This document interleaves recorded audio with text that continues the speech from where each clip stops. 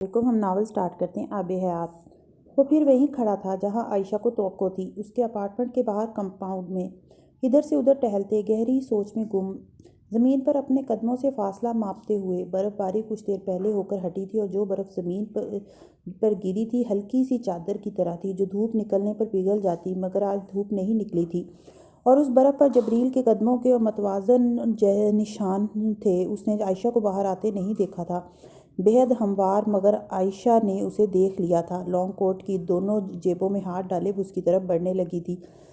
جبریل نے اسے کچھ دیر پہلے فون کیا تھا، ملنا چاہتا تھا۔ میں گروسری کے لیے جا رہی ہوں اور پھر ہاسپٹل چلی جاؤں گی، اس نے جیسے بلا واسطہ انکار کیا تھا۔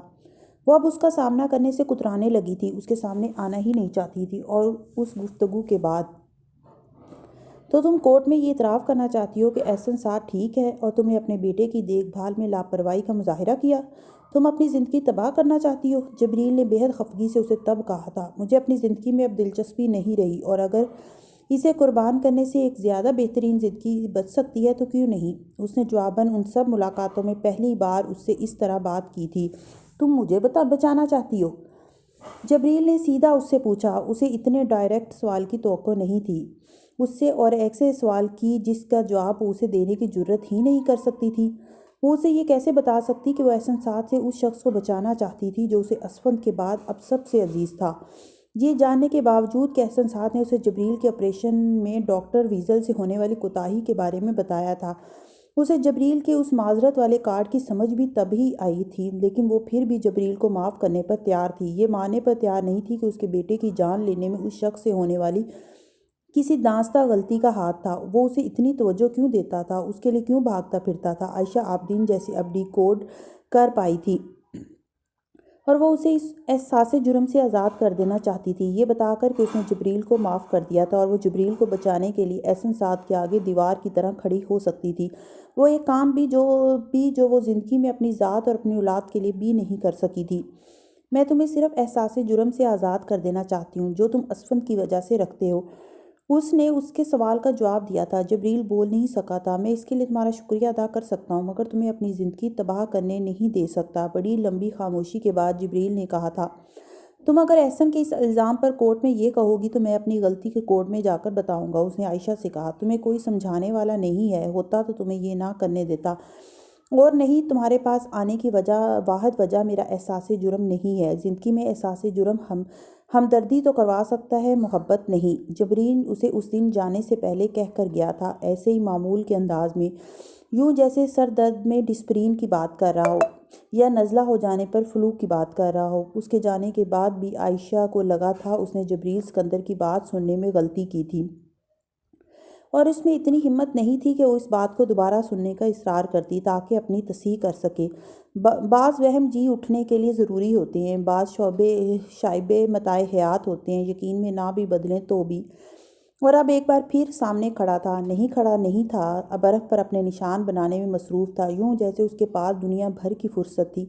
اس کی چاپ پر جبریل نے گردن موڑ کر اسے دیکھا۔ وہ لانگ کوٹ کے اندر اپنی گردن کے مفلر کو بالکل ٹھیک ہونے کے باوجود ایک بار پھر ٹھیک کرتی اس کی طرف آ رہی تھی، اس کی طرف متوجہ نہ ہونے کے باوجود۔ گروسری میں بہت وقت لگے گا میرا، اس کے قریب آتے ہوئے غیر محسوس انداز میں اسے جتاتے ہوئے اس نے جبریل سے کہا تھا، ہم پھر کسی دن فرصت میں مل سکتے تھے۔ جبریل کے جواب کو انتظار کیے بغیر اس نے ایک بار پھر جبریل کو جیسے اپنے ساتھ جانے سے روکنے کے لیے کہا، اس کے باوجود کہ جبریل نے اسے انتظار کرنے کا نہیں کہا تھا، وہ اس کے ساتھ گروسری کرنے جانے کے لیے تیار تھا۔ اسے صرف اتنا ہی وقت چاہیے تھا جتنا وقت وہ گروسری کرتی۔ ساتھ چلتے پھرتے وہ بات کر سکتا تھا۔ میں جانتا ہوں، مگر فرصت میرے پاس تو بہت ہے، تمہارے پاس بالکل نہیں، اس نے جواباً اس سے کہا۔ گاڑی میں چلیں؟ جبریل نے بھی اپنے جواب پر اس کے تبصرے کا انتظار نہیں کیا تھا۔ نہیں، یہاں قریب ہی ہے اسٹور، پر گاڑی کی ضرورت نہیں ہے، مجھے بہت زیادہ چیزیں نہیں چاہیے، عائشہ نے قدم روکے بغیر بیرونی سڑک کی طرف جاتے ہوئے کہا۔ تم نے عبداللہ سے جھوٹ کیوں بولا؟ وہ چند قدم خاموشی سے چلتے رہے تھے، پھر جبریل نے اس سے پوچھنے میں دیر نہیں کی تھی۔ عائشہ نے گہرا سانس لیا، اسے اس سوال کی توقع تھی لیکن اتنی جلدی نہیں۔ بزدلی اچھی چیز نہیں عائشہ، اس نے چند لمحے اس کے جواب کا انتظار کرنے کے بعد کہا تھا۔ وہ طنز نہیں تھا، مگر اس وقت عائشہ کو طنز ہی لگا تھا۔ ساتھ چلتے ہوئے وہ دونوں اب فٹ پاتھ پر آ گئے تھے۔ برف کی چادر پر وہ نشان جو کچھ دیر پہلے جبریل اکیلا بنا رہا تھا وہ دونوں ساتھ ساتھ بنا رہے تھے۔ تمہیں لگتا ہے میں بزدل ہوں، اس لیے میں نے احسن سعد کے بارے میں عبداللہ کو سچ نہیں بتایا؟ اس نے اس ملاقات کے دورانیے میں ساتھ چلتے ہوئے پہلی بار گردن موڑ کر جبریل کو دیکھا تھا۔ بزدلی یا خوف، اس کے علاوہ تیسری وجہ اور کوئی نہیں ہو سکتی۔ جبریل نے جیسے اپنی بات کی تصدیق کرتے ہوئے دو ٹوک انداز میں کہا، تمہیں ڈر تھا کہ احسن سعد تمہیں پریشان کرے گا، تمہیں فون کرے گا اور تنگ کرے گا، جبریل نے کہا تھا۔ مگر تم نے عبداللہ سے جھوٹ بول کر احسن سعد کو بچا کر بہت زیادتی کی، تم نے مجھے اور نایا کو جھوٹا بنا دیا۔ اس کا لہجہ اب شکایتی تھا۔ آپ لوگوں کے جھوٹا ہونے سے اتنا نقصان نہیں ہوتا جتنا احسن سعد کے جھوٹا ہونے سے عبداللہ کو ہوتا۔ عائشہ نے جواباً کہا، وہ حافظ قرآن ہے تو میں بھی ہوں۔ جبریل نے کہا، آپ کو وہ اس مقام پر بٹھا کر نہیں دیکھتا جس پر احسن کو دیکھتا ہے۔ عائشہ نے جواباً کہا، وہ نو مسلم نہ ہوتا تو میں احسن کے بارے میں اب سب کچھ بتا دیتی اسے۔ وہ مجھ سے ملنے کے بعد دوبارہ احسن کی شکل بھی نہ دیکھتا۔ میں اسے کس منہ سے یہ کہتی کہ اتنے سالوں سے وہ جس شخص کو بہترین مسلمان دیکھ رہا ہے اور سمجھ رہا ہے وہ ایسا نہیں ہے۔ عبداللہ نے صرف احسن کو جھوٹا نہیں ماننا تھا، میرے دین سے اس کا دل اچاٹ ہونا تھا، وہ کہہ رہی تھی اسی مدھم آواز میں جو اس کا خاصہ تھی۔ میرے ساتھ ہوا تھا ایک بار ایسے۔ میں احسن سعد سے ملنے سے پہلے بہت اچھی مسلمان تھی، آنکھیں بند کر کے اسلام کی پیروی کرنے والی، جنون اور پاگل پن کی حد تک دین کے راستے پر چلنے والی اور اللہ تعالیٰ اور اس کے رسول صلی اللہ علیہ وآلہ وسلم سے اندھی محبت کرنے والی۔ اور پھر میری شادی احسن سعد سے ہوگی اور میں نے اس کا اصل چہرہ دیکھ لیا اور میرا سب سے بڑا عقیدت رکھنے والا دل خراب ہو گیا۔ ایک خراب ازدواجی زندگی طلاق یا اسفند کی موت نہیں ہے۔ میرا سب سے بڑا نقصان یہ ہے کہ اس نے مجھے دین سے، داڑھی اور حجاب سے مجھے خوف آتا ہے، مجھے بیزار کر دیا ہے۔ مجھے اب دین کی بات کرنے والا ہر شخص جھوٹا اور منافق لگتا ہے۔ دل جیسے عبادت کے لیے بند ہو گیا ہے۔ اتنے سال میں دن رات اتنی عبادتیں اور وظیفے کرتی رہی اپنی زندگی میں بہتری کے لیے۔ میں مسلمان ہوں لیکن میرا دل آہستہ آہستہ کافر ہوتا جا رہا ہے اور مجھے لگتا ہے مجھے اللہ سے کچھ مانگنا ہی نہیں چاہیے۔ اس احساس سے خوف آتا ہے لیکن میں کچھ کر نہیں پا رہی، اور یہ سب اس لیے ہوا کیونکہ مجھے ایک اچھے عملی مسلمان سے بہت ساری توقعات اور امیدیں تھیں اور میں نے انہیں چکنا چور ہوتے دیکھا، اور میں عبداللہ کو اس تکلیف سے گزارنا نہیں چاہتی۔ اگر وہ احسن سعد کو اچھا انسان سمجھتے ہوئے ایک اچھا انسان بن سکتا ہے تو اسے بننے دیں۔ وہ اپنے ہاتھ کی پشت سے اپنی آنکھوں اور گالوں کو رگڑنے کی کوشش کر رہی تھی۔ میں کافر ہوں لیکن میں کسی کو کافر نہیں کر سکتی، بس مجھ میں اگر ایمان ہے تو صرف اتنا۔ وہ اب ٹیشو اپنی جیب سے نکال کر آنکھیں رگڑ رہی تھی۔ مجھے پسند کا نہیں پتا ممی، مگر عائشہ عابدین میری عقل اور سمجھ سے باہر ہے۔ میں اس سے شدید ہمدردی رکھتا تھا مگر اب ہمدردی تو بہت پیچھے رہ گئی ہے، میں اسے اپنے ذہن سے نکال نہیں پاتا۔ بار بار اس سے ملنا چاہتا ہوں، یہ جانتے ہوئے بھی کہ اس کا اور میرا کوئی تعلق نہیں ہے، اور یہ جانتے ہوئے بھی کہ لائف پارٹنر کے طور پر مجھے جیسی لڑکی کی خواہش ہے عائشہ ان کی متضاد ہے۔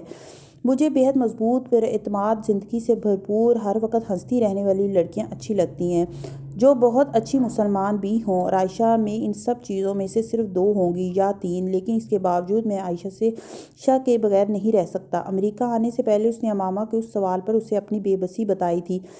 اس کی بھی کوئی وجہ ہوگی، امامہ نے جواباً اس سے پوچھا تھا۔ کیا خصوصیت ہے اس میں ایسی کہ وہ تمہارے ذہن سے نہیں نکلتی؟ اس نے جبریل سے پوچھا تھا۔ وہ عجیب ہے ممی، وہ بس عجیب ہے۔ اس نے جیسے امامہ کو اپنی بے بسی سمجھانے کی کوشش کی تھی، اور وہ بے بسی ایک بار پھر سے در آئی تھی اس کے ساتھ چلتی ہوئی اس لڑکی کی۔ وہ اپنے آپ کو بے دین کافر کہہ رہی تھی، اس کے ظرف پر حیران تھا۔ تم بہت عجیب ہو، وہ کہے بغیر نہیں رہ سکا۔ ہاں میں ہوں، عائشہ عابدین نے اعتراف کیا۔ مجھے یہ اندازہ لگانا مشکل ہو رہا ہے کہ تم اتنے سال کی عمر میں زیادہ اچھی تھی، 16 سال کی عمر میں زیادہ اچھی تھی یا اب؟ بے حد غیر متوقع طور پر عائشہ نے چونک کر اسے دیکھا، وہ اس کی طرف متوجہ نہیں تھا۔ عبداللہ نے مجھ سے کہا کہ تم مجھ سے محبت کرتی ہو۔ عائشہ کا دل چاہا تھا زمین پھٹے اور وہ اس وقت وہیں اس میں سما جائے۔ ندامت کا یہ عالم تھا اس کا۔ وہ جملہ جبریل تک پہنچانے کے لیے نہیں تھا، پھر بھی پہنچ گیا تھا۔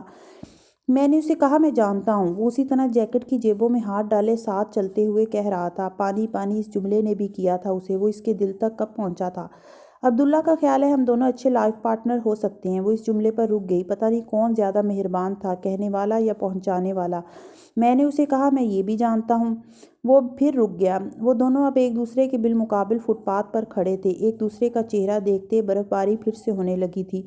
زندگی میں ایک سٹیج وہ تھی جب میں سوچتی تھی میری شادی اگر آپ جیسے کسی شخص سے ہو جائے تو بس پھر میں خود کو بے حد خوش قسمت مانوں گی۔ سب مسئلے حل ہو جائیں گے۔ اس نے بالآخر کہنا شروع کیا تھا، آج جس اسٹیج پر ہوں میں سوچتی ہوں شادی کچھ بھی نہیں ہے، اچھی زندگی کی گارنٹی بھی نہیں ہے، تو اب میں ایک اچھی زندگی کے لیے کسی سہارے کی تلاش میں نہیں ہوں۔ میں اس خلا کو اکیلے پور کرنا چاہتی ہوں، اپنی زندگی اپنے لیے جینا چاہتی ہوں، ورلڈ ٹرپ پر جانا چاہتی ہوں۔ وہ نم آنکھوں سے بے اختیار ہنسی۔ بے حد سنجیدگی سے کہا گیا وہ جملہ اسے ہنسانے کے لیے ہی تھا۔ آپ بہت عجیب ہیں۔ میں جانتی ہوں۔ بے ساختہ کیے گئے تبصرے کا بے ساختہ ہی جواب آیا تھا۔ عبداللہ نے بھی مجھے یہی کہا تھا کہ آپ دونوں ہی عجیب ہیں، انہیں مدر ٹریسا بننے کا شوق ہے اور آپ دونوں اپنی خوشیاں خراب کرنے کا بھی شوق ہے آپ دونوں کو۔ وہ ایک راہ گیر تھا جو انہیں راستہ دینے کے لیے کہہ رہا تھا کہ راستے سے ہٹ جائیں۔ وہ دونوں بیک وقت راستے سے ہٹے تھے۔ کبھی کسی زیادہ اچھے موسم میں تم سے ایک بار پوچھوں گا کہ کیا میں تمہارے ساتھ ورلڈ ٹور جوائن کر سکتا ہوں؟ راہ گیر کے گزر جانے کے بعد جبریل نے اس سے کہا تھا، مجھ جیسوں کو ڈھونڈنے کی بجائے تم اگر مجھ سے ہی بات کر لیتی تو اتنے 16 سال کی عمر میں بھی میں تمہیں نہ نہیں کہتا، انتظار کرنے کو کہہ دیتا زیادہ سے زیادہ۔ اس نے جبریل کو کہتے سنا، میں نیورو سرجن ہوں، دماغ پڑھ سکتا ہوں دل نہیں، اور میں روایتی قسم کی باتیں بھی نہیں کر سکتا۔ وہ کہہ رہا تھا، تم 16 سال کی عمر میں بھی مجھے اچھی لگی تھی، آج بھی لگتی ہو۔ میں نے اپنی ماں سے بھی یہی کہا تھا، انہوں نے مجھے کہا اگر اللہ نے جبریل سکندر کے دل میں اس کی محبت اتاری ہے تو پھر وہ بہت اچھی لڑکی ہوگی جس کی کوئی خوبی اللہ کو پسند ہے۔ میں اپنی ماں کا جملہ دہرا رہا ہوں، اسے خود پسندی مت سمجھنا۔ آنسوؤں کا ایک ریلا آیا تھا عائشہ عابدین کی آنکھوں میں اور اس کے پتھر ہوتے دل کو گھلانے لگا تھا۔ پتہ نہیں ہم کتنے مومن کتنے کافر ہیں، لیکن جو بھی ہیں اللہ ہمارے حال سے بے خبر نہیں ہے۔ عائشہ عابدین نے ایک بار کہیں پڑھا تھا، اچھا وقت اچھے وقت پر آتا ہے، اس کی نانی کہا کرتی تھی۔ وہ عجیب جملے تھے اور سالوں بعد اپنا مفہوم سمجھا رہے تھے۔ تم میری ممی کی طرح بہت روتی ہو، بات بات پر تمہاری اور ان کی اچھی نبھے گی۔ جبریل نے گہرا سانس لیتے ہوئے اس کی سرخ بھیگی ہوئی آنکھوں اور ناک کو دیکھتے ہوئے کہا، کافی پیو گی یا اب بھی گروسری کرو گی؟ وہ اسے اب چھیڑ رہا تھا، گروسری زیادہ ضروری ہے۔ اس نے اپنی ندامت چھپاتے ہوئے آنسوؤں پر قابو پاتے ہوئے کہا، اگر اتنی ضروری ہوتی تو تم گروسری اسٹور کو پیچھے نہ چھوڑ آتی۔ عائشہ نے بے اختیار پلٹ کر دیکھا، وہ واقعی بہت پیچھے رہ گیا تھا، بہت ساری دوسری چیزوں کی طرح۔ آگے بہت کچھ تھا۔ اس نے جبریل کا نم چہرہ دیکھا، پھر نم آنکھوں سے مسکرائی، کافی پی لیتے ہیں پھر؟ امامہ نے اسکریپ بک کو پہلی ہی نظر میں پہچان لیا تھا، وہ اسی ہی کی اسکریپ بک تھی، وہ اسکریپ بک جس میں اس نے کبھی اپنے ممکنہ گھر کے لیے ڈیزائننگ کی تھی، مختلف گھروں کی مختلف چیزوں کی تصویریں کھینچ کر ایک اسکریپ بک بنائی تھی کہ جب وہ اپنے گھر بنائے گی تو اس کا فلور اس گھر جیسا ہوگا، اس گھر میں جیسی دیواریں، اس گھر جیسے دروازے، ہاتھ سے بنائے اسکیچز کے ساتھ، اور اس میں ان بہت سے خوبصورت گھروں کی میگزین سے کاٹی گئی تصویریں بھی چسپاں تھیں۔ وہ اسکریپ بک چند سال پہلے اس نے پھینک دینے کے لیے بہت ساری ردی کے ساتھ نکالی تھی اور حمید نے اسے پھینکنے نہیں دی تھی، اس سے وہ اسکریپ بک لے لی تھی، اور اب امامہ نے اس اسکریپ بک کو یہاں دیکھا تھا۔ حمید سکندر کے اس دراز میں اس کی مرمت کی جا چکی تھی اور بہت صاف ستھری اور اس سے بہتر حالت میں نظر آ رہی تھی جس میں امامہ نے اس اسکریچ بک کو آخری بار دیکھا تھا۔ تم کیا کرو گے اس کا؟ اس نے حمید سے پوچھا تھا۔ آپ کو ایسا ایک گھر بنا کر دوں گا۔ اسے وہی جواب ملا تھا جس کا اسے پہلے ہی اندازہ تھا۔ وہ حمید سکندر کے سرپرائز کو بوجھنے میں ماہر تھی۔ مجھے اب ایسے کسی گھر کی تمنا نہیں ہے، امامہ نے اسے کہا تھا۔ ایک وقت تھی پر اب نہیں، اب مجھے بس ایک چھوٹا سا ایسا گھر چاہیے جہاں میں تمہارے بابا کے ساتھ رہوں، اور تمہارے بابا کے پاس وہ ہے، اس لیے تم اس گھر کو بنانے میں اپنی طاقت اور پیسہ ضائع مت کرنا۔ اس نے حمید کو نصیحت کی۔ میری خواہش ہے یہ ممی، حمید نے اسے کہا تھا، یہ گھر میں نے تمہارے بابا سے مانگا تھا، وہ نہیں دے سکے اور تم سے میں لوں گی نہیں۔ میں کبھی سلار کو یہ احساس نہیں ہونے دوں گی کہ تم نے مجھے وہ دے دیا ہے جو وہ نہیں دے سکا۔ حمید کو اس کی بات کی سمجھ آ گئی تھی۔ سوچ لی، اس نے جیسے امامہ کو چیلنج کرنے والے انداز میں کہا۔ سوچ لیا۔ وہ چیلنج قبول کرتے ہوئے ہنس پڑی۔ آپ کو دنیا میں بابا کے علاوہ اور کوئی نظر ہی نہیں آتا؟ حمید نے شکایتاً اس سے کہا۔ ہاں نہیں آتا، وہ ہنسی۔ زیادتی ہے یہ، اس نے جتایا۔ اتنا تو کر سکتی ہوں، اس نے جواباً چھیڑا۔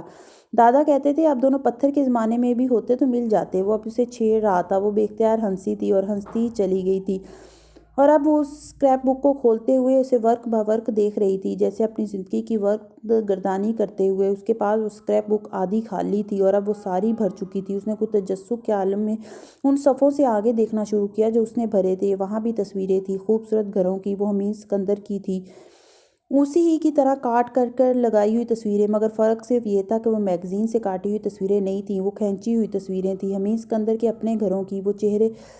وہ چہرے پر مسکراہٹ لیے بڑے اشتیاق سے ان گھروں کی تصویروں کو دیکھتی جا رہی تھی۔ وہ یقیناً خوش نصیب تھا، 30 سال کی عمر تک پہنچے بغیر درجنوں گھروں کا مالک تھا۔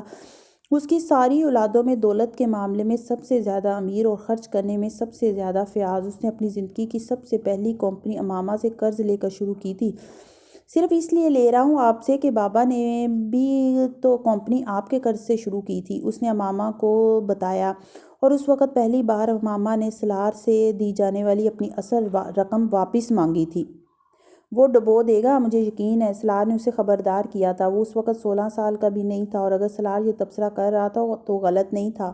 جب تمہیں دی تھی یہ رقم تو پاپا نے بھی یہی کہا تھا، تم نے ڈبو دی کیا؟ اس نے سالار کو جتایا تھا۔ تم مجھے حمید سے موازنہ کر رہی ہو؟ سالار ناخوش ہوا۔ پہلی بار نہیں کر رہی، اس نے جواباً کہا تھا۔ کتنا وقت گزر گیا تھا، یہ شاید بہہ گیا تھا۔ زندگی بہت آگے چلی گئی تھی، خواہشات نفس بہت پیچھے چلی گئی تھیں۔ امامہ نے ہاتھ میں پکڑی اسکریپ بک اپنے سامنے سینٹر ٹیبل پر رکھتے ہوئے وہاں پڑا چائے کا مگ اٹھا لیا۔ وہ اب سر اٹھا کر آسمان کو دیکھنے لگی تھی۔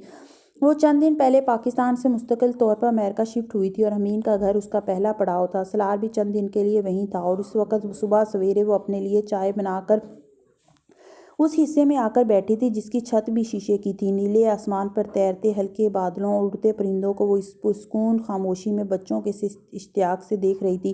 تبھی اس نے اپنے عقب میں آہٹ سنی۔ وہ سالار تھا، چائے کے اپنے مگ کے ساتھ۔ دونوں ایک دوسرے کو دیکھ کر مسکرائے تھے۔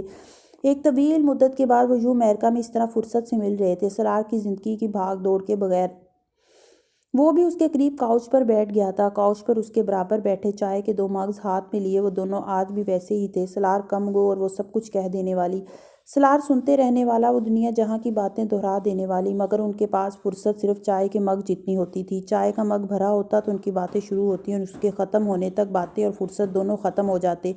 چائے کا وہ مگ جیسے ان کی غربت میں گزاری ہوئی زندگی تھی، نرم گرم، رک رک کر، ٹھہر ٹھہر کر گزرتی ہوئی، لیکن جتنی بھی تھی تسکین بھری تھی۔ سالار نے سامنے پڑی اسکریپ بک کو سرسری نظر سے دیکھا، چند لمحوں کے لیے اٹھا کر الٹا پلٹا، پھر واپس رکھتے ہوئے کہا، تمہارے جیسے شوق ہے تمہارے بیٹے کے؟ وہ مسکرا دیے۔ وہ دونوں اس کے اس گھر میں پہلی بار آئے تھے۔ اس سال ریٹائر ہونے کا سوچ رہا ہوں، چائے کا ایک سپ لیتے ہوئے سالار نے امامہ سے کہا۔ کئی سالوں سے سن رہی ہوں، اس نے جواباً کہا۔ وہ دھیرے سے ہنسا۔ نہیں، اب تم آ گئی ہو امریکہ تو اب ریٹائر ہو سکتا ہوں، پہلے تو تنہائی کی وجہ سے کام کرنا میری مجبوری تھی۔ وہ اسے ٹیز کر رہا تھا۔ 20 سال کی ہوتی تو تمہاری اس بات پر خوش ہوتی، امامہ نے بے ساختہ کہا۔ خیر، 20 سال کی عمر میں میرے اس جملے پر تو تم کبھی خوش نہیں ہوتی، اس نے ترکی بترکی کہا۔ دونوں بیک وقت ہنسے۔ یہ ویسا گھر ہے جیسا ایک بار ہم نے خواب میں دیکھا تھا، اس جھیل کے کنارے؟ سالار نے یکدم آسمان کو دیکھتے ہوئے اس سے پوچھا۔ وہ بھی سر اٹھا کر شیشے سے نظر آتے آسمان کو دیکھنے لگی۔ نہیں، ویسا گھر نہیں ہے، امامہ نے ایک لمحے کے بعد کہا۔ سکندر عثمان کی موت کے بعد امامہ نے ایک بار پھر وہی جھیل کنارے ایک گھر دیکھا تھا جو وہ اپنی زندگی کے کئی سالوں میں بار بار دیکھتی رہی تھی، مگر اس بار وہ خواب اس نے بہت عرصے کے بعد دیکھا تھا۔ وہ گھر ایسا نہیں تھا۔ وہ اس گھر کو گردن گھما کر دیکھتے ہوئے بڑبڑا رہی تھی۔ وہ آسمان ایسا نہیں تھا، نہ وہ پرندے ایسے تھے، نہ وہ شیشہ ایسا۔ وہ گھر دنیا میں کبھی کہیں نہیں دیکھا میں نے، وہ کہہ رہی تھی۔ اس گھر کی کوئی چیز دنیا بھر میں پھرنے کے باوجود کہیں نظر نہیں آئی مجھے۔ کبھی کبھی مجھے لگتا ہے وہ گھر جنت میں ملے گا ہمیں۔ وہ کہہ کر خاموش ہو گئی تھی۔ وہ بھی چونکے بغیر خاموش ہی رہا۔ تم نے کچھ نہیں کہا، ماما نے اس کی خاموشی کو کریدا۔ اس نے گردن موڑ کر مسکراتے ہوئے ماما کو دیکھا اور بڑبڑایا، آمین۔ وہ چپ رہی، پھر ہنس پڑی۔ وہ آج بھی ویسا ہی تھا، مختصر مگر اگلے کو لاجواب کر دینے والی باتیں کہہ دینے والا۔ اگر وہ جنت ہے تو پھر میں تم سے پہلے وہاں جاؤں گا، وہ امامہ سے کہہ رہا تھا۔ تمہیں یاد ہے نا، میں وہاں تمہارا انتظار کر رہا تھا۔ ضروری نہیں، لمحے بھر کے لیے وہ چائے پینا بھولی۔ خوابوں میں سب کچھ سچ نہیں ہوتا، اس نے بے اختیار کہا تھا۔ آج بھی بچھڑ جانے کا خیال اسے بے عقل کر گیا تھا۔ اگر وہ واقعی جنت ہے تو کیا تم چاہتی ہو وہ خواب جھوٹا ہو؟ وہ عجیب انداز میں مسکرایا تھا۔ ایک بس اتنا کہ تم وہاں پہلے انتظار میں مت کھڑے ہو، دونوں اکٹھے بھی تو جا سکتے ہیں، اس بار لاجواب کر دینے والے جملے کے ساتھ بولی۔ امامہ نے چائے کا مگ خالی کر کے سامنے پڑی میز پر رکھتے ہوئے کہا۔ اس نے اب سالار کے بازو پر ہاتھ رکھا تھا۔ وہ مسکرا دیا۔ اب بھی کہو نا، اس سے کہہ رہی تھی۔ کیا؟ اس نے پوچھا۔ آمین، وہ ہنس پڑا۔ آمین۔ لفٹ کا دروازہ کھلا تھا اور 2 سیکورٹی گارڈز تیز رفتار قدموں سے باہر نکلے تھے۔ ان دونوں کے بالکل پیچھے چند قدموں کے فاصلے پر وہ نکلا تھا۔ اس پورے کوریڈور میں یکدم ہلچل مچ گئی تھی۔ وہاں پہلے سے کھڑے سپاہی اور پروٹوکول کے اہلکار یکدم الرٹ ہو گئے تھے۔ وہ بے حد تیز قدموں سے ان 2 سیکورٹی گارڈز کے عقب میں چل رہا تھا اور اس کے بالکل پیچھے اس کے اپنے عملے کے چند افراد بے حد تیز قدموں سے اس سے قدم ملانے کی کوشش کر رہے تھے۔ زیر لب گنتی کرتے ہوئے اس ٹارگٹ کلر کا لفظ زبان سے ادا کرتے ہی اپنی رینج میں آنے والے اپنے ٹارگٹ پر فائر کر دیا۔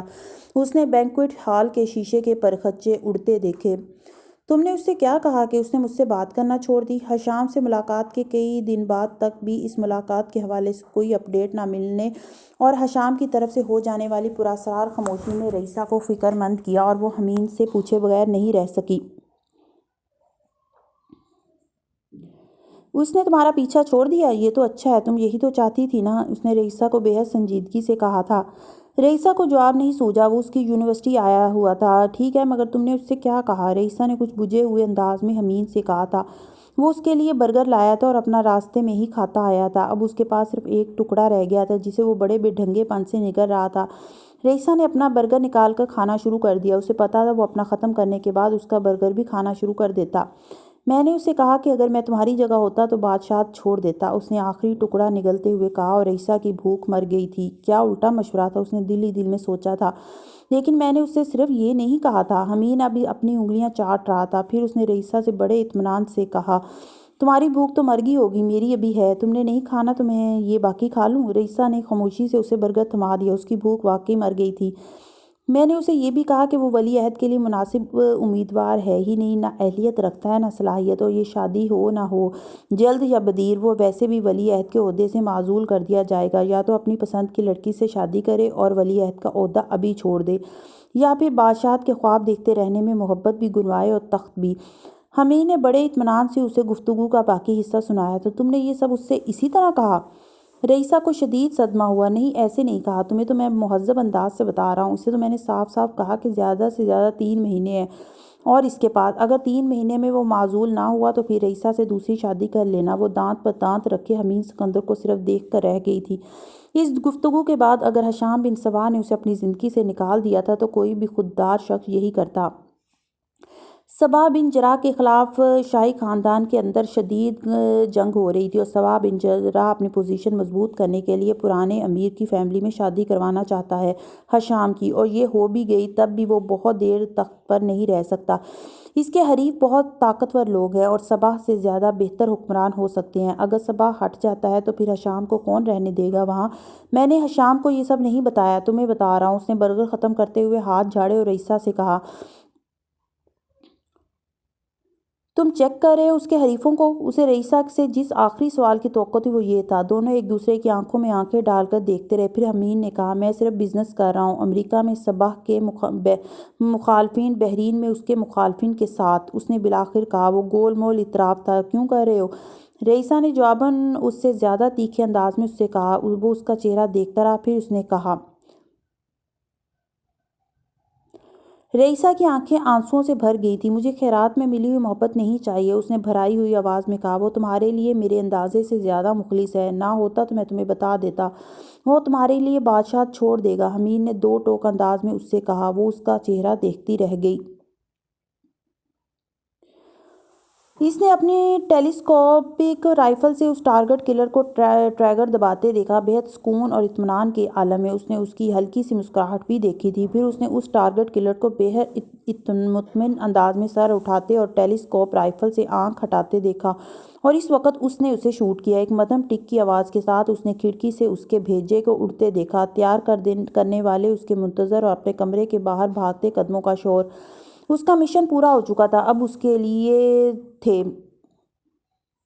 عنایہ نے اپنے ہاسپٹل کی پارکنگ میں داخل ہوتے ہوئے عبداللہ کی کال اپنے فون پر دیکھی۔ ایک لمحے کے لیے وہ الجھی، پھر اس نے اس کی کال ریسیو کی۔ مل سکتے ہیں؟ اس نے سلام دعا کے بعد پہلا جملہ کہا۔ وہ ایک لمحہ خاموش رہی۔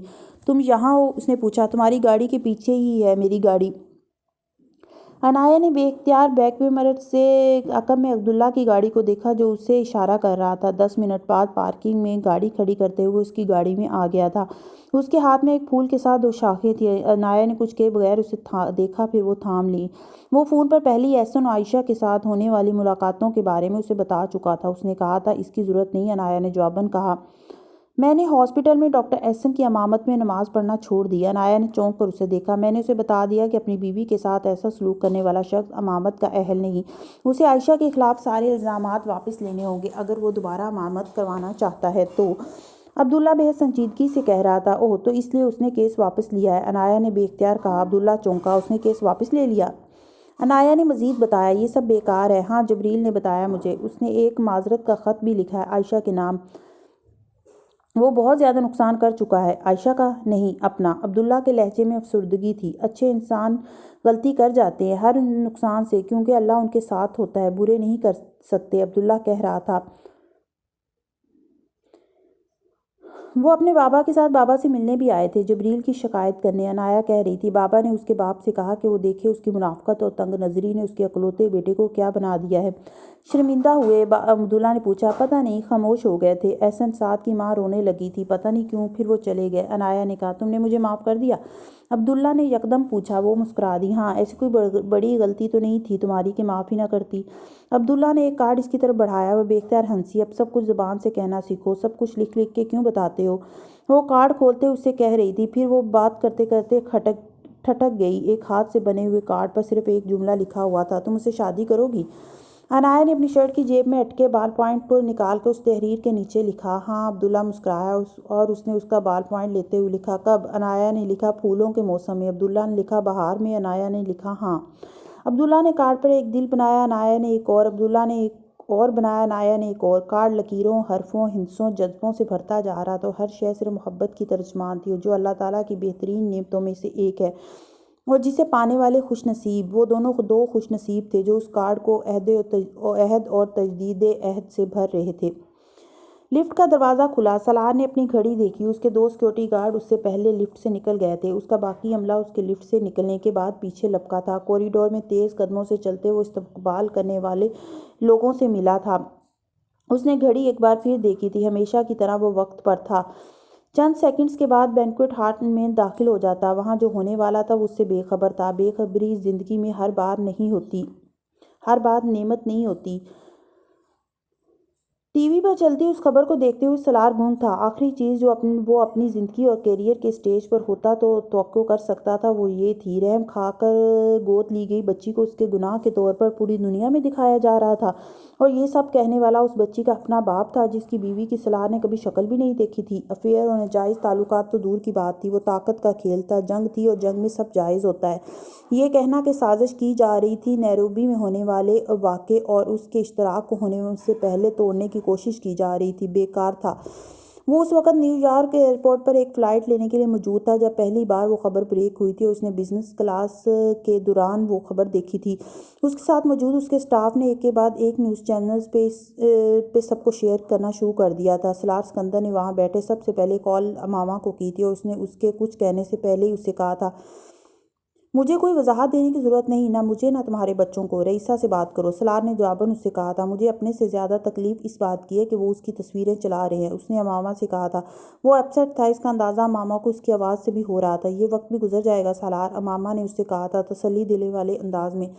ہم نے اس سے زیادہ برا وقت دیکھا ہے۔ سالار نے سر ہلایا، ممنونیت کے عجیب سے احساس کے ساتھ۔ گھر میں بیٹھی وہ عورت ان سب کے لیے عجیب طاقت تھی، عجیب طرح سے حوصلہ دیے رکھتی تھی، ان کو عجیب طریقے سے ٹوٹنے سے بچاتی تھی۔ وہ یہاں کسی جذباتی ملاقات کے لیے نہیں آئی تھی، سوال و جواب کے کسی لمبے چوڑے سیشن کے لیے بھی نہیں، لعنت اور ملامت کے کسی منصوبے کو عملی جامہ پہنانے کے لیے بھی نہیں۔ وہ یہاں کسی کا ضمیر جوڑنے آئی تھی، نہ ہی کسی سے نفرت کا اظہار کرنے کے لیے، نہ ہی وہ کسی کو یہ بتانے آئی تھی کہ وہ اذیت کے ماؤنٹ ایورسٹ پر کھڑی ہے، نہ ہی وہ اپنے باپ کا گریبان پکڑنا چاہتی تھی، نہ اسے یہ بتانا چاہتی تھی کہ اس نے اس کی زندگی تباہ کر دی تھی، اس کے صحت مند ذہن اور جسم کو ہمیشہ کے لیے مفلوج کر دیا تھا۔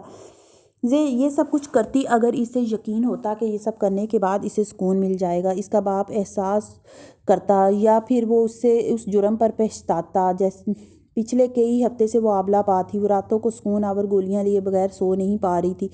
اس سے بڑھ کر تکلیف دہ چیز یہ تھی کہ وہ سکون آور ادویات لینا نہیں چاہتی تھی، وہ سونا نہیں چاہتی تھی، وہ سوچنا چاہتی تھی اس بھیانک خواب کے بارے میں جس میں وہ چند ہفتے پہلے داخل ہوئی تھی، اور جس سے اب وہ ساری زندگی نہیں نکل سکتی تھی۔ وہ یہاں آنے سے پہلے پوری رات روتی رہی تھی۔ یہ بے بسی کی وجہ سے نہیں تھا، یہ اذیت کی وجہ سے بھی نہیں تھا، یہ اس غصے کی وجہ سے تھا جو وہ اپنے باپ کے لیے اپنے دل میں اتنے دنوں سے محسوس کر رہی تھی۔ ایک آتش فشاں تھا یا جیسے کوئی الاؤ جو اس کو اندر سے سلگا رہا تھا، اندر سے جلا رہا تھا۔ کسی سے پوچھے، کسی کو بتائے بغیر یوں اٹھ کر وہاں آ جانے کا فیصلہ جذباتی تھا، احمقانہ تھا اور غلط تھا۔ اس نے زندگی میں پہلی بار ایک جذباتی، احمقانہ اور غلط فیصلہ بے حد سوچ سمجھ کر کیا تھا۔ ایک اختتام چاہتی تھی وہ اپنی زندگی کے اس باب کے لیے جس کے بغیر وہ آگے نہیں بڑھ سکتی تھی، اور جس کی موجودگی کا انکشاف اس کے لیے دل دہلا دینے والا تھا۔ اس کا ایک ماضی تھا، وہ جانتی تھی، لیکن اسے کبھی یہ اندازہ نہیں تھا کہ اس کے ماضی کا ماضی بھی ہو سکتا تھا۔ ایک دفعہ کا ذکر تھا جب وہ خوش تھی اپنی زندگی میں، جب وہ خود کو باسعادت سمجھتی تھی، اور مقرب سے ملعون ہونے کا فاصلہ اس نے چند سیکنڈز میں طے کیا تھا۔ چند سیکنڈز شاید زیادہ وقت تھا، شاید اس سے بھی بہت کم وقت تھا، جس میں وہ احساس کمتری، احساس محرومی، احساس ندامت اور ذلت و بدنامی کے ڈھیر میں تبدیل ہوئی تھی، اور یہاں وہ اس ڈھیر کو دوبارہ وہی شکل دینے آئی تھی، اس بوجھ کو اس شخص کے سامنے اتار پھینکنے آئی تھی جس نے وہ بوجھ اس پر لادا تھا۔ زندگی کسی کو پتہ ہوتا تو وہاں آ ہی نہیں سکتی تھی۔ اس کا سیل فون پچھلے کئی گھنٹوں سے کسی کو اس وقت یہ پتہ نہیں تھا کہ وہ وہاں آئی تھی، اور اس کا سیل فون پچھلے کئی گھنٹوں سے آف تھا۔ وہ چند گھنٹوں کے لیے خود کو اس دنیا سے دور لے آئی تھی جس کا وہ حصہ تھی، اس دنیا کا حصہ، یا پھر اس دنیا کا حصہ جہاں سے اس کا تعلق تھا، یا پھر اس کی کوئی بنیاد ہی نہیں تھی، وہ کہیں نہیں تھی۔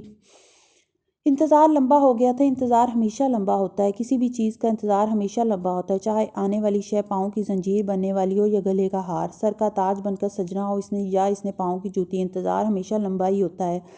رئیسہ سالار صرف ایک سوال کا جواب چاہتی تھی اپنے باپ سے، صرف ایک چھوٹے سے سوال کا، اس نے اس کی فیملی کو کیوں مار ڈالا تھا، اور اگر انہیں مار ڈالا تھا اور اسے چھوڑ دیا تھا، یا اس کی زندگی اس کے باپ کی چوک کا نتیجہ تھی۔ سوالات کا ایک انبار تھا جو اس سے کرنا چاہتی تھی۔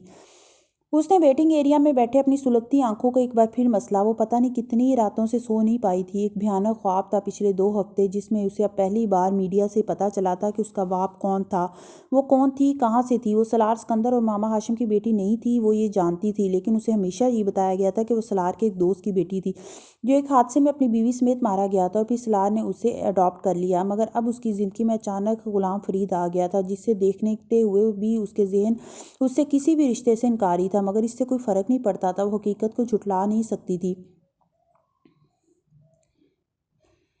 وہ سب اس وقت میں اس کے پاس آ گئے تھے، حمین، جبریل، عنایہ، امامہ، سالار اور حشام بھی، اسے یہ بتانے کہ انہیں کوئی فرق نہیں پڑتا کہ وہ کون تھی، کیا تھی۔ وہ ان کے لیے رئیسہ تھی، وہی پہلے والی رئیسہ۔ وہ ان سب کی شکر گزار تھی، ممنون تھی، احسان مند تھی، اور اس نے ان سب کو یہ احساس دلایا تھا کہ وہ بالکل ٹھیک تھی، مگر وہ ٹھیک نہیں تھی۔ اندر ہونے والی توڑ پھوڑ بے حد شدید تھی، اس لیے بھی کہ وہ اس خاندان کی ذلت اور رسوائی کا سبب بن رہی تھی جنہوں نے اس پر رحم کھاتے ہوئے اس کو پالا تھا۔ اسے ایک لحظہ بھر کے لیے بھی سالار سکندر پر اپنے باپ کے لگائے ہوئے الزامات کا جھوٹا ہونے میں کوئی شک نہیں گزرا تھا۔ اس کے یہاں آنے کی وجہ بھی وہی الزامات بنے تھے۔ وہ کسی کو بتائے بغیر صرف اپنے تعلقات کو استعمال کرتے ہوئے یہاں تک آنے میں کامیاب ہوئی تھی، اپنے خاندان کو بے خبر رکھتے ہوئے۔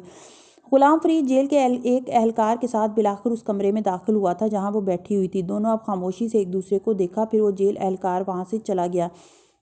غلام فرید کچھ نروس انداز میں اسے دیکھ رہا تھا۔ وہ کئی لمحے اسے دیکھتی رہی، پھر اس نے مدھم آواز میں کہا، آپ نے مجھے پہچانا نہیں؟ ایک لحظے کی تاخیر کے بعد غلام فرید نے کہا، میں آپ کی سب سے چھوٹی بیٹی ہوں جسے مارنا بھول گئے تھے آپ۔ وہ طنز نہیں، تعارف تھا، اور اس کے علاوہ اپنا تعارف کسی اور طرح سے نہیں کروا سکتی تھی۔ وہ چنی۔ بہت دیر غلام فرید اس کا چہرہ دیکھتے رہنے کے بعد بے ساختہ بڑبڑایا تھا۔ رئیسہ نے ہونٹ بھینچ لیے، اس کی آنکھیں پانی سے بھر گئی تھیں۔ اس کے باپ نے بالآخر اسے پہچان لیا تھا۔ وہ اب اس کا وہ نام یاد کرنے کی کوشش کر رہا تھا جو اس نے لکھوایا تھا، پر یاد نہیں کر سکا۔ اس نے چنی کو ایک بار پھر دیکھا، بغور دیکھا۔ وہ میم صاحب لگ رہی تھی اپنی سانولی رنگت کے باوجود۔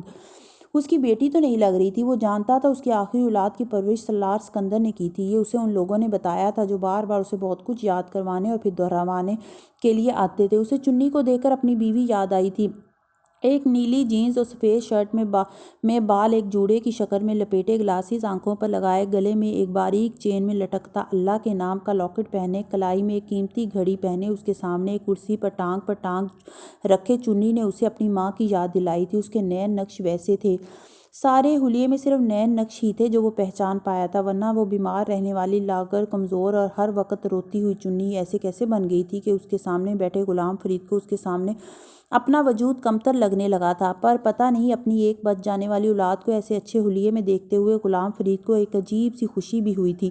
وہ اس لمحے بھول گیا تھا کہ وہ اپنی اولاد پر ناجائز اولاد کا لیبل لگا رہا تھا۔ برسوں بعد اس نے کوئی اپنا دیکھا تھا اور اپنا دیکھ کر وہ پھر بھول گیا تھا۔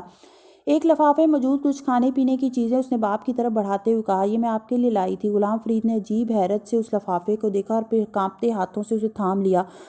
وہ سارے سوالات جو وہ غلام فرید سے کرنا چاہتی تھی یکدم دم توڑتے چلے گئے۔ وہ نحیف و نزار شخص جو اس کے سامنے اپنی زندگی کی آخری سیڑھی پر کھڑا تھا، اس سے وہ سوال اب کرنا بیکار تھا۔ اسے اس پر ترس آ گیا تھا۔ وہ اسے اب کسی کٹہرے میں کھڑا نہیں کرنا چاہتی تھی۔ غلام فرید نے گلاسز اتار کر اپنی آنکھیں صاف کرتی اس لڑکی کو دیکھا جس نے کچھ دیر پہلے اس سے اپنا تعارف کروایا تھا۔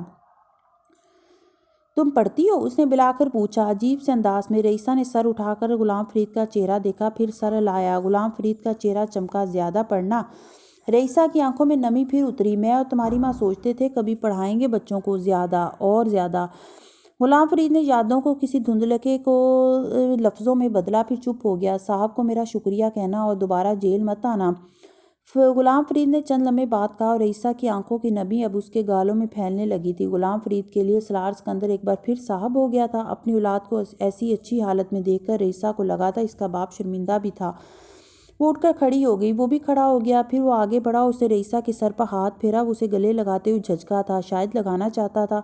اس نے آگے بڑھ کر خود غلام فرید کو گلے لگایا تھا، پھر وہ اس سے بچوں کی لپٹ کر بچوں کی طرح پھوٹ پھوٹ کر رونے لگا تھا، اپنے باقی بچوں اور بیوی کے ناموں کو پکارتے ہوئے۔ وہ بڑا ہلکا وجود لیے امریکہ واپس آئی تھی اور امریکہ پہنچ کر بلاخر اس نے اپنا نمبر آن کیا تھا اور اس کا فون یکدم سارے رشتوں سے جاگنے لگا تھا۔ پیغامات کا انبار تھا اس کی فیملی کی طرف سے۔ ایئرپورٹ سے گھر تک پہنچتے پہنچتے ان سب پیغامات کو پڑھتی گئی تھی، نم آنکھوں کے ساتھ ایک کے بعد ایک پیغامات کا جواب دیا، اور پھر ایک آخری پیغام حشام کی طرف سے۔ بادشاہ نے تخت چھوڑ دیا تھا۔ کیوں؟ اس نے یہ نہیں لکھا تھا۔ اسے حمین یاد آیا تھا، اس کے لفظ۔ گھر کے باہر سالار کے ساتھ ساتھ حمین کی بھی گاڑی تھی۔ رئیسہ نے بیل بجائی۔ کچھ دیر بعد یہ سالار سکندر تھا جس نے دروازہ کھولا۔ دونوں خاموشی سے ایک دوسرے کو دیکھتے رہے، پھر وہ آگے بڑھ کر سالار سے لپٹ گئی تھی، بالکل اسی طرح جب وہ 1.5 سال کی عمر میں اس سے لپٹی تھی اور پھر الگ نہیں ہوئی تھی۔ سالار اسے بچوں کی طرح تھپکتا رہا۔ وہ امریکہ واپس آنے سے پہلے پاکستان میں ایک پریس کانفرنس میں اپنا اور غلام فرید کا بیان میڈیا کے ساتھ شیئر کر کے آئی تھی اور ایک وکیل کے ذریعے اپنے خاندان کی واحد وارث ہونے کے طور پر اپنے باپ کو معاف کرنے کا حلف نامہ بھی۔ وہ طوفان جو سالار سکندر اس کے خاندان کو ڈبونے کے لیے آیا تھا، وہ اس بار رئیسہ نے روکا تھا، اور وہاں اب سالار سکندر کے سینے سے لگی بچوں کی طرح روتی رئیسہ کو دیکھتے ہوئے اسے کوئی دلیر نہیں کہہ سکتا تھا۔ وہ بھی سالار سکندر کا ہی خانزادہ تھی۔ خون کا رشتہ نہ ہونے کے باوجود رحم اور مہربانی کے مضبوط ترین رشتوں سے اس کے ساتھ جوڑی گئی۔ اپنے نام کے ساتھ سالار کا نام استعمال کرتے ہوئے بھی وہ اپنے باپ کے نام سے واقف تھی، مگر وہ باپ جیل میں سزائے موت کا ایک قیدی تھا، سالار کا دوست نہیں۔ وہ اس سے واقف نہیں تھی، اور اس واقفیت کے بعد اسے اس خاندان کی قدر و قیمت کا اندازہ ہو گیا تھا جو اس کا تعارف تھا۔ میں نے تمہیں رونا تو کبھی نہیں سکھایا رئیسہ، نہ ہی رونے کے لیے تمہاری پرورش کی ہے، سالار نے اسے خود سے الگ کرتے ہوئے کہا۔ وہ اب اپنے آنسوں پر قابو پا رہی تھی۔ اس نے سالار کے عقب میں کھلے دروازے سے حمین اور امامہ دونوں کو دیکھا تھا۔ آخری بار روئی ہوں بابا، اس نے گیلی آنکھوں کے ساتھ مسکراتے ہوئے کہنے کی کوشش کی، اور اس کی آواز پھر بھرا گئی۔ سالار نے اسے جتانے والے انداز میں کہا، اور تم سمجھدار اور بہت بہادر ہو، ہم نے یہی سکھایا تمہیں؟ وہ جیسے اسے یاد دہانی کروا رہا تھا۔ وہ سر ہلانے لگی تھی۔ زندگی میں کبھی کوئی ایسا موقع آتا جب وہ انہیں اپنی احسان مندی دکھا سکتی تو انہیں بتاتی کہ اپنے حقیقی باپ سے ملنے کے بعد اسے پہلی بار یہ احساس ہوا تھا کہ وہ بے حد خوش قسمت تھی، واقعی خوش قسمت تھی کہ وہ سالار سکندر کے خاندان کا حصہ بنی تھی۔ بالآخر لفٹ کا دروازہ کھلا تھا اور حمید سکندر اپنے 2 ذاتی محافظوں کے پیچھے باہر نکلا تھا۔ اس کے پیچھے اس کے عملے کے باقی افراد تھے۔ کوریڈور میں پریس، فوٹوگرافرز اور چینلز کے افراد بھی تھے جو ہر آنے والی اہم شخصیت کا انٹرویو کر رہے تھے۔ اس سے 5 منٹ پہلے وہاں سے سالار سکندر گزر کر گیا تھا اور اب وہ وہاں آیا تھا۔ اس تقریب کے 2 اہم ترین لوگ بے حد تیز رفتاری سے قدم اٹھاتے حمید سکندر کو کوریڈور میں اس کی آمد کی کوریج کرتے پر پریس فوٹوگرافرز پر نظر ڈالنے پر اپنا استقبال کرتے ہوئے بڑی تیزی سے بینکویٹ ہال کے داخلی دروازے کی طرف جا رہا تھا جب اسے یکدم اپنے عقب میں آتے اپنی ٹیم کے ایک ممبر سے کچھ پوچھنے کا خیال آیا اور اس نے دوسری طرف اپنا چہرہ گھمایا۔ وہ لمحہ بھر کے لیے رکا، پلٹا اور اس سے پہلے کہ وہ کچھ کہہ پاتا اس نے اپنی گردن کی پشت پر کوئی سلاخ گھستی محسوس ہوئی تھی، پھر شیشہ ٹوٹنے کی آوازیں اور پھر چیخوں کی، اور پھر کوئی اسے زمین پر گراتا ہوا اس پر لیٹا تھا، پھر کوئی چیخا تھا، سامنے والی بلڈنگ سے گولی چلائی گئی ہے۔ اور اس وقت پہلی بار حمین کو احساس ہوا اس کی گردن کی پشت پر کیا ہوا تھا۔ تکلیف شدید تھی لیکن تکلیف ناقابل برداشت تھی۔ وہ حواس میں تھا، سب کچھ سن رہا تھا، اسے اب زمین پر ہی گھسیٹتے ہوئے اس کی سیکورٹی ٹیم وہاں سے لفٹ کی طرف لے جا رہی تھی۔ اس وقت حمین کو پہلی بار سالار سکندر کا خیال آیا تھا، اس کا دل اور دماغ بیک وقت ڈوبے تھے۔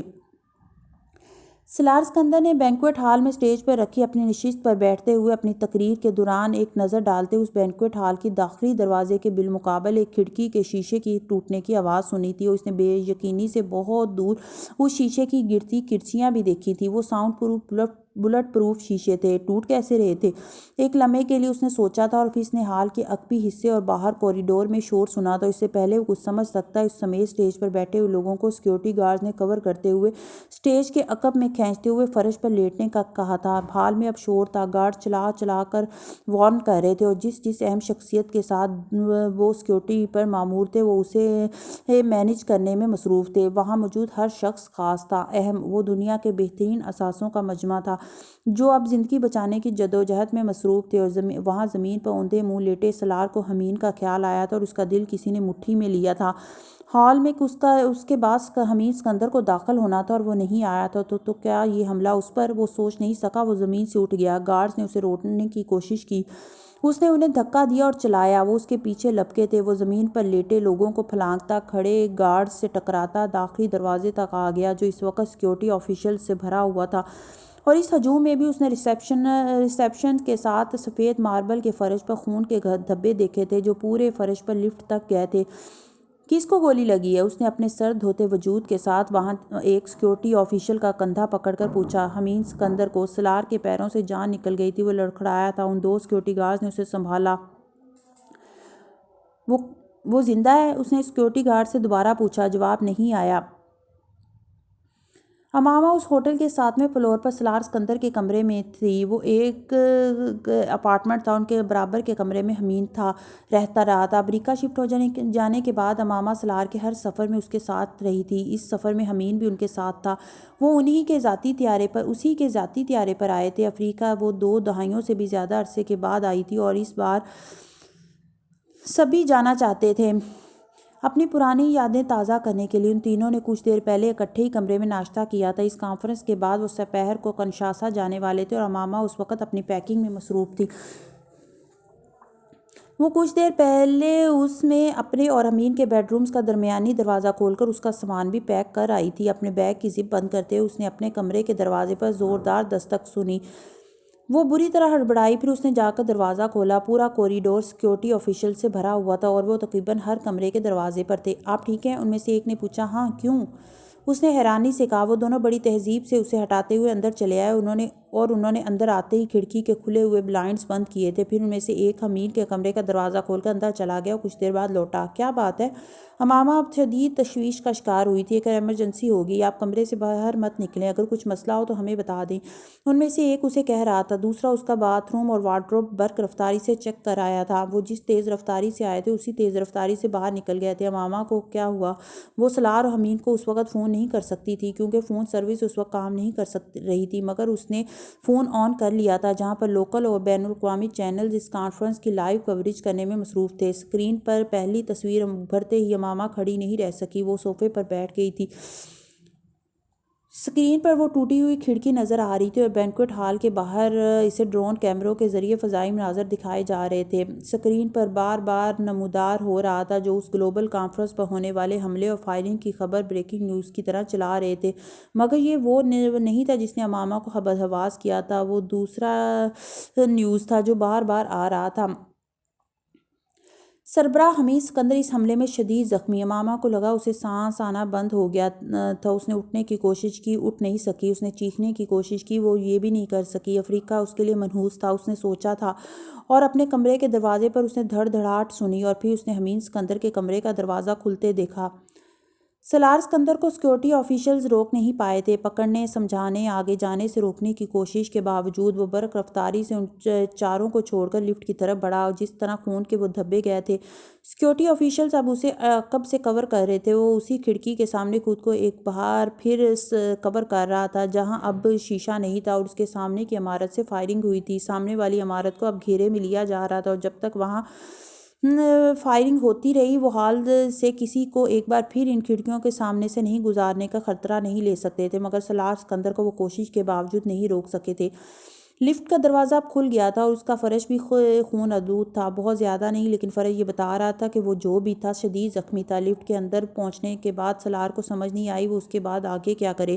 وہ اپنے بیٹے کے خون پر بھی قدم رکھنے کی جرأت نہیں کر پا رہا تھا۔ اس کے اندر داخل ہوتے ہی سیکورٹی آفیشل اس کے پیچھے اندر گھسے تھے، اور انہوں نے دروازہ فوری طور پر بند کیا، اور پھر جیسے سکون کا سانس لیا۔ اسے کہاں لے کر گئے ہیں؟ سالار نے کھوکھلی آواز کے ساتھ کہا تھا۔ ہمیں نہیں پتا سر، ان میں سے ایک نے جواب دیتے ہوئے بٹن پریس کیا۔ مجھے حمید کے پاس جانا ہے، وہ چلایا۔ وہ دونوں خاموش رہے۔ لفٹ برق رفتاری سے حرکت میں تھی۔ حمید کے کمرے کے کھلے دروازے میں حمید کھڑا تھا۔ اس کی سفید شرٹ خون آلود تھی، اور وہ سیاہ کوٹ بھی اس کے جسم پر نہیں تھا جو وہ پہن کر گیا تھا۔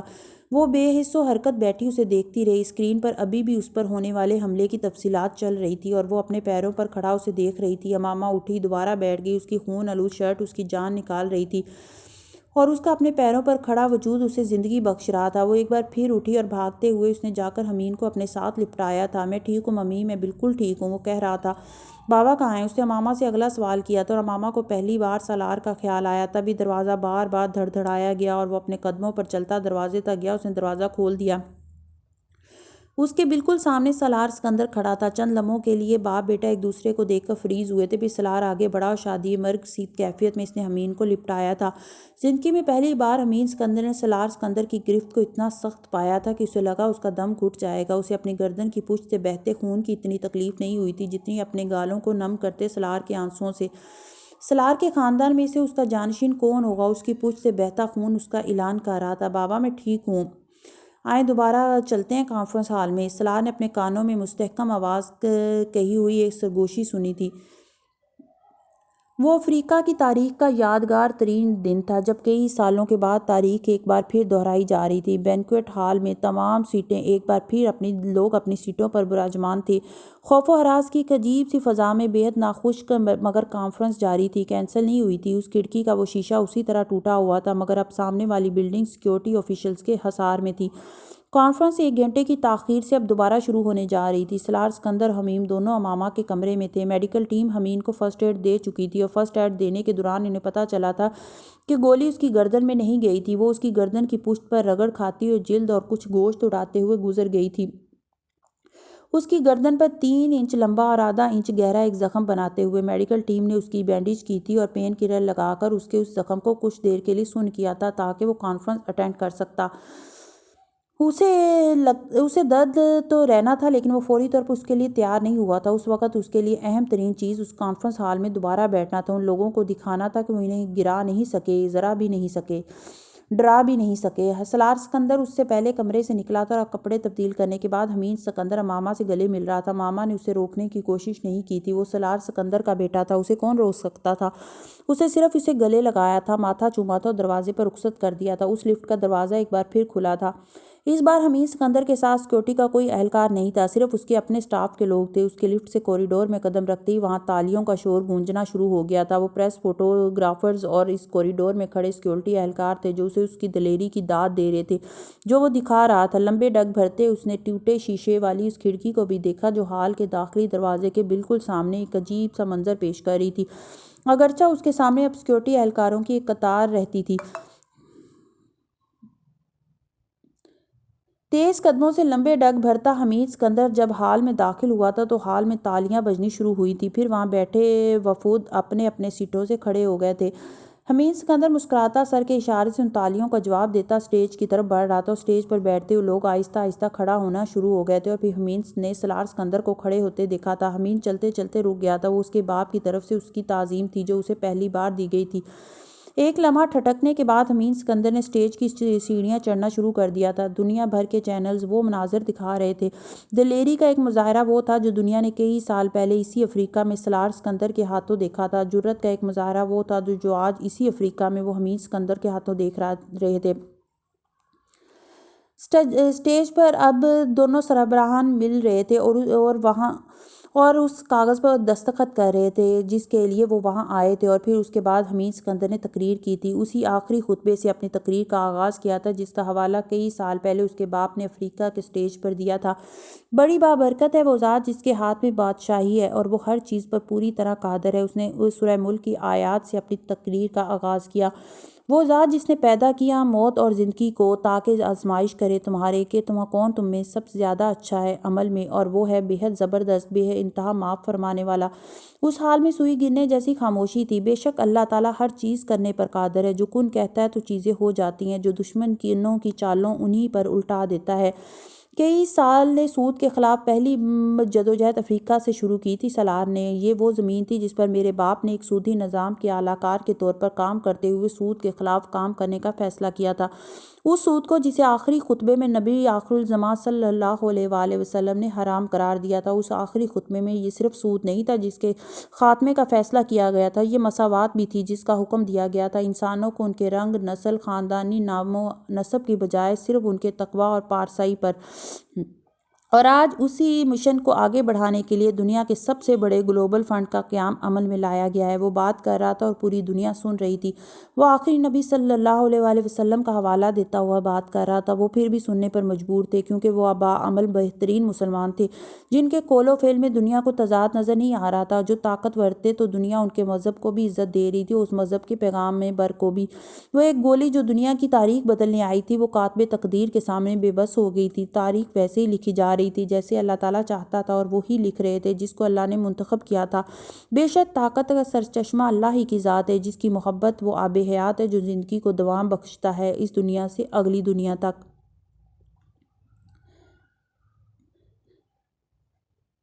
امریکہ کے اس ہسپتال کے نیورو سرجری ڈپارٹمنٹ کے آپریشن تھیٹر میں ڈاکٹر جس شخص کا دماغ کھولے بیٹھے تھے وہ آبادی کے اس فیصد حصے سے تعلق رکھتا تھا جو غیر معمولی صلاحیتوں کے حامل تھے۔ وہ آپریشن 8 گھنٹے سے ہو رہا تھا اور ابھی مزید کتنی دیر جاری رہنا تھا یہ کسی کو اندازہ نہیں تھا۔ ڈاکٹرز کی اس کی ٹیم کو کور کرنے والا ڈاکٹر دنیا کے قابل ترین سرجنز میں سے ایک مانا جاتا تھا۔ آپریشن تھیٹر سے منسلک ایک گلاس روم میں سرجری ریزیڈنٹس اس وقت جیسے سحر زدہ معمول کی طرح اس ڈاکٹر کے چلتے ہوئے ہاتھوں کو بڑی اسکرین پر دیکھ رہے تھے جو اس کھلے ہوئے دماغ پر یوں کام کر رہا تھا جیسے کوئی پیانو پر کام کرتا ہے۔ وہ اپنی مہارت سے سب کو مسمرائزڈ کیے ہوئے تھا سوائے اس ایک شخص کے جس کی زندگی و موت اس وقت اس کے ہاتھ میں تھی۔ آپریشن کے دوران وہ نیورو سرجن چند لمحوں کے لیے رکا تھا۔ ایک نرس نے بنا کہے اس کے ماتھے پر ابھرنے والے قطروں کو ایک کپڑے سے خشک کیا۔